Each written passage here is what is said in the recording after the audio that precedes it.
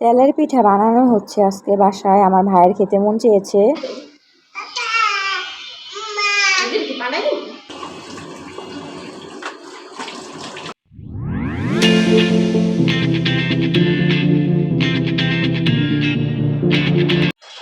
এটা হচ্ছে আমার রুহার ব্যাগটা। সে ব্যাগ নিতে ভুইল্লা গেছে। বাসার থেকে আসার সময় ব্যাগটা নিয়ে আসে, আবার যাওয়ার সময় নিয়ে যায়, একবার অযথা। আজকে আমার বোন আসছে 12টার দিকে। তো বোন এসে দেখে আমি ঘুমাচ্ছি।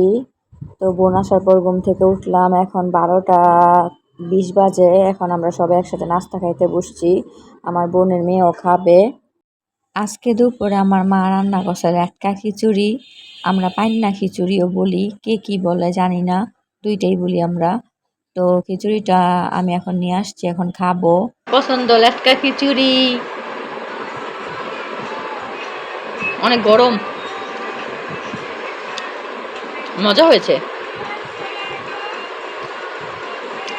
আসলে পুতুল মজা হয়েছে অনেক।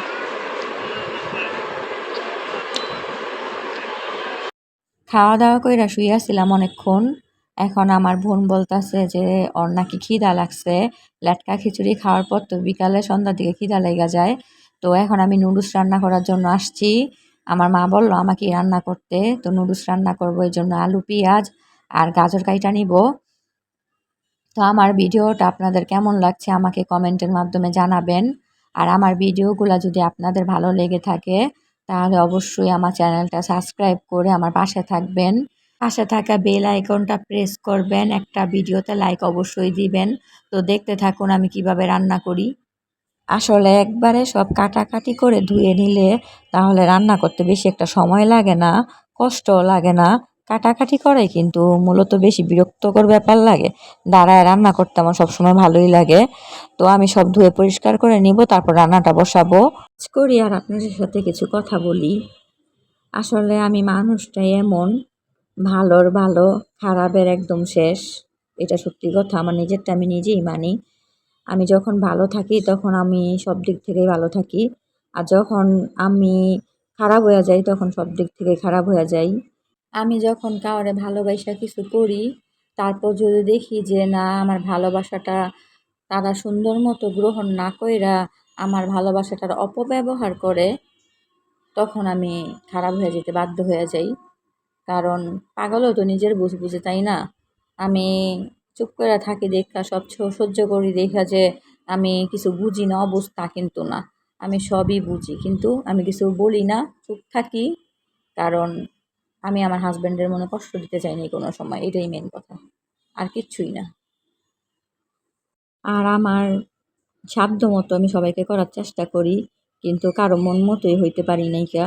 কারণ তারা আমার থেকে আরও বেশি আশা করে। আমি তাদেরকে যতটুক দেই তারা এটার পিছনে কোনো শুকরিয়া আদায় করে না, তারা আরও বেশি চায়।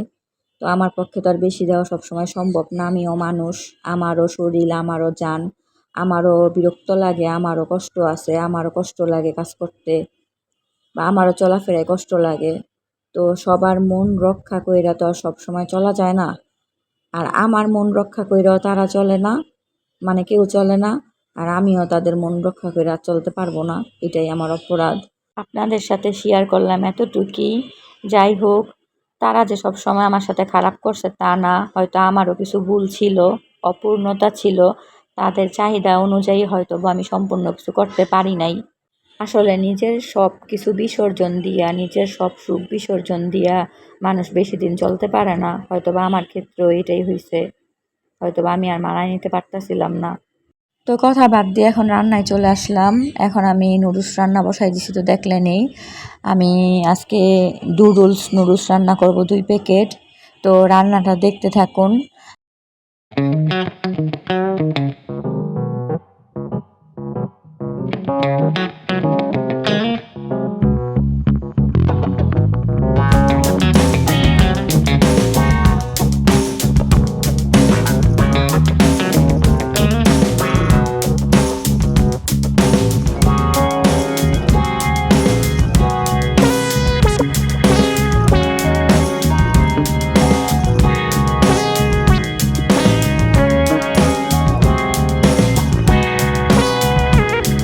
রান্না করার পর তো দুনিয়ার হাঁড়ি পাতিল বের হয়। আমি একেবারে রান্নাঘরের ঝামেলাগুলো ভাঙতাছিলাম, একবারে থাল বাসনও ধুয়ে ফেলতেছিলাম।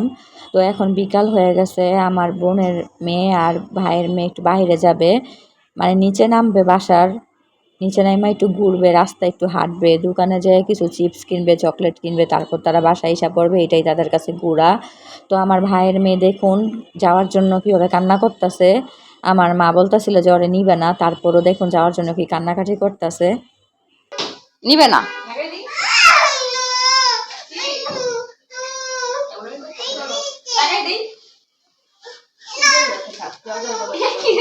কোথায় যাচ্ছ? কোথায় যাচ্ছ? আপা যাচ্ছ?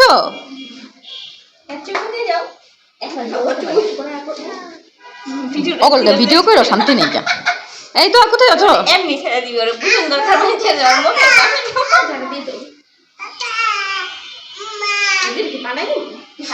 না না না, যাও, বুঝা দেবো, যাও। নতুন গেঞ্জিটা কয়দিন ধরে আনিয়ে দিছি, খাড়াখাড়ি শেষ। আমার বোন প্যান কেক বানাচ্ছে, কিন্তু এটা প্যান কেক না, এটা হচ্ছে কড়াই কেক।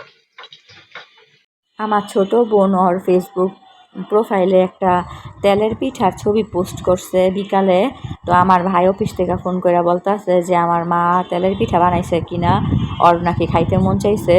তো আসলে তো তেলের পিঠা বানানো হয় নাই বাসায়, আমার বোন এমনি একটা ছবি পোস্ট করছে, ওইটা দেখেই নাকি তার খাইতে মন চাইছে, মানে আমার ভাইয়ের। তো ঘরে চাল ভাঙানো ছিল, আমার মা সৈন্যা এখন তেলের পিঠা বানাইতেছে। তেলের পিঠা আমারও বেশি একটা ভালো লাগে না, তারপরও আজকে খাবো, কেন জানি তেলের পিঠা দেখে আমারও খাইতে মন চাইতেছে।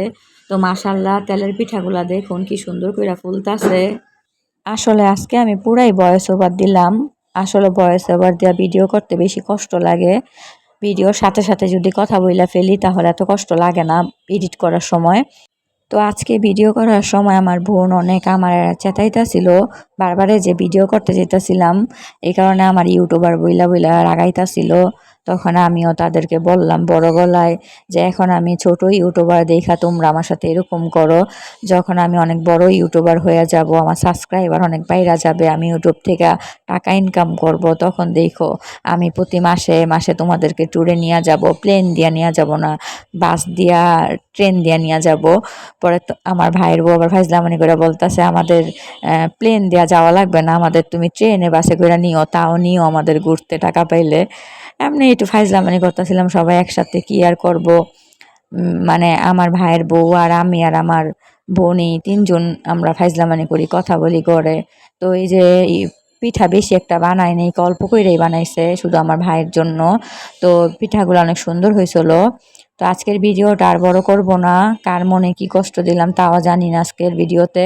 যাই হোক, সবাই আমাকে মাফ করে দিবেন, আমার ভিডিওগুলো আপনারা দেখবেন, আমাকে বেশি বেশি সাপোর্ট করবেন। আল্লাহ হাফেজ।